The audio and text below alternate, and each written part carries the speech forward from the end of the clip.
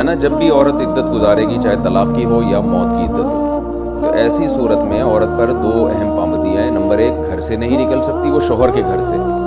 Number دو، زینت کا کوئی بھی چیز اختیار نہیں کر سکتی۔ ہاں، غسل کر سکتی ہے میل کچیل دور کرنے کے لیے۔ زینت جسے کہتے ہیں چوڑیاں پہننا، لپسٹک، پاؤڈر وغیرہ یا خوشبو کا استعمال، سرما بھی نہیں لگا سکتی وہ۔ تو یہ بیسک پابندیاں ہیں۔ السلام علیکم میرے بھائیو، کیا حال چال ہے؟ امید کرتا ہوں سب خیریت سے ہوں گے۔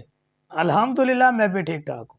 میرے بھائیو، آج میں آپ کے لیے مفتی طارق مسعود صاحب کا ایک بیان لے کر آیا ہوں۔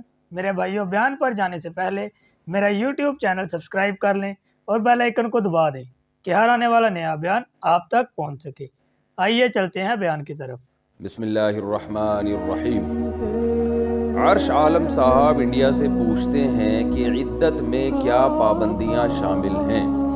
عدت کے دوران فون پر بات کرنا کیسا ہے؟ اس کے علاوہ کیا کیا چیزیں عدت میں منع ہیں؟ دیکھیں، عدت میں دو چیزیں ہوتی ہیں۔ پہلی تو بات یہ کہ ایک ہوتی ہے طلاق کی عدت، ایک ہوتی ہے موت کی عدت۔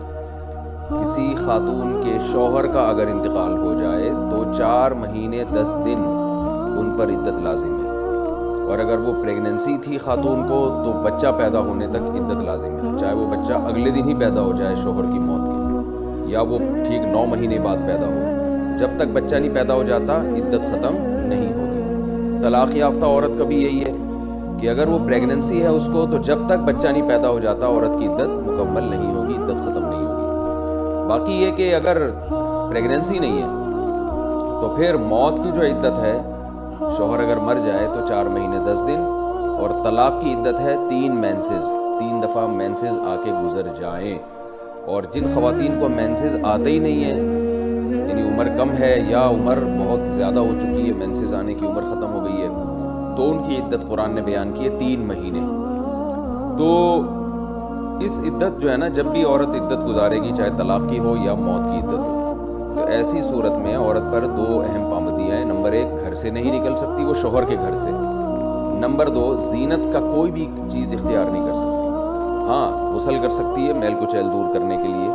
زینت جسے کہتے ہیں چوڑیاں پہننا، لپسٹک، پاؤڈر وغیرہ یا خوشبو کا استعمال، سرما بھی نہیں لگا سکتی وہ۔ تو یہ بیسک پابندیاں ہیں۔ اس میں یہ نہیں ہے کہ سفید کپڑے پہن کے رکھے، یہ جو نارمل روٹین کے کپڑے ہیں وہ پہن سکتی ہے، زیادہ زینت والے کپڑے نہ ہو، جو شادی بیاہ میں جانے کے لیے ہوتے ہیں وہ والے نہ ہو، نارمل جو عام طور پہ گھر میں پہنا کرتی تھی وہ کپڑے پہن سکتی ہیں۔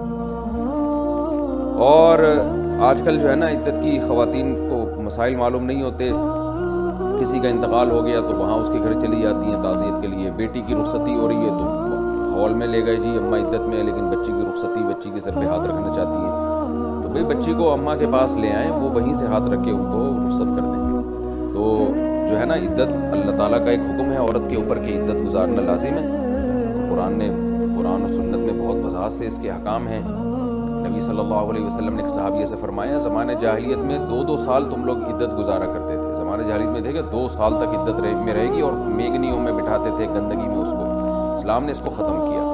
اسلام نے عدت کی مدت کو بھی کم کیا اور عدت کے حکامات میں بھی بہت نرمی پیدا کی۔ بس اتنے حکام دیے کہ عورت زینت اختیار نہیں کرے گی، زینت، یہ حکام۔ ہاں، کوئی عورت معاشی لحاظ سے بہت مجبور ہو اور کوئی اس کی کفالت کرنے والا نہ ہو، تو پھر وہ ظاہر ہے روٹی تو پہلے ہے، تو پھر شدید مجبوری میں وہ دن میں کمانے کے لیے جا سکتی ہے، دن میں کمانے کے لیے جائے گی اور جتنا جلدی ہو واپس آ جائے گی، وہاں بھی نامحرم سے اختلاط نہ ہو۔ یہ جو مسئلہ پوچھا ہے کہ اس دوران فون پہ بات کر سکتی ہے، تو اگر ضرورت کی بات ہے تو فون پہ کی جا سکتی ہے، لیکن اپنے گھر کی 4 دیواری میں رہتے ہوئے کوئی ضرورت کی اگر بات ہو۔ لیکن عورت پر جو نامحرم سے عام حالات میں بھی پردہ فرض ہے، عدت کے دوران یہ پردہ زیادہ فرض ہو جاتا ہے۔ عدت کے دوران نامحرم سے اختلاط یا بات چیت، بلا وجہ کی بات چیت، یہ زیادہ بڑا جرم ہے، زیادہ بڑا گناہ ہے۔ دیکھ لیں میرے بھائیوں، عدت میں عورتوں کے لیے کتنی زیادہ پابندیاں ہیں کہ وہ زیادہ زیب و زینت نہیں اختیار کر سکتی، اور غیر مردوں سے تو ویسے ہی اسلام نے پردہ کا حکم دیا ہے، تو عدت میں تو وہ لازمی ہے۔ بلا وجہ فون پہ لگے رہنا یہ بھی گناہ ہے، پر آج کل ہمارا معاشرہ پتہ نہیں کس طرف جا رہا ہے۔ نام کے مسلمان رہ گئے ہیں میرے بھائیوں۔ ہمیں چاہیے کہ ہمیں اپنے پیارے نبی حضرت محمد صلی اللہ علیہ وآلہ وسلم کی مبارک زندگی کے بارے میں سیکھ کر پھر زندگی گزارے. حدیث سے پہلے پڑھ لے, پہلے پتہ کر لے, پھر زندگی گزاریں کہ میں یہ ایسا مسئلہ ہے, یہ مسئلہ ہے, جو بھی مسئلہ ہو اس کا پہلے کسی مفتی سے پوچھ لے, پھر اس کے بعد وہ عمل کرے. آج ہم کسی مفتی سے پوچھتے نہیں اور کہتے ہیں خیر ہے کچھ نہیں ہوگا. میرے بھائیو دنیا میں تو کچھ نہیں ہوگا, پر قیامت والے دن اللہ کو جب حساب دینا پڑے گا پھر کیا کہیں گے؟ وہاں کیا جواب دیں گے اللہ کو کہ میں نے کہا تھا دیکھی جائے گی. دنیا میں تو دیکھ لیں گے آپ, جو کچھ بھی ہوگا دیکھا جائے گا, پر وہاں کیا دیکھا جائے گا؟ وہاں کچھ بھی نہیں دیکھا جائے گا, وہاں صرف اعمال دیکھے جائیں گے جو ہم نے ساتھ لے کر جانے ہیں. ٹھیک ہے میرے بھائیو, اگر ویڈیو پسند آئی ہو تو لائک شیئر کمنٹ ضرور کیجیے گا. پھر ملیں گے کسی اور نئے بیان کے ساتھ. مجھے اجازت دے, اللہ حافظ.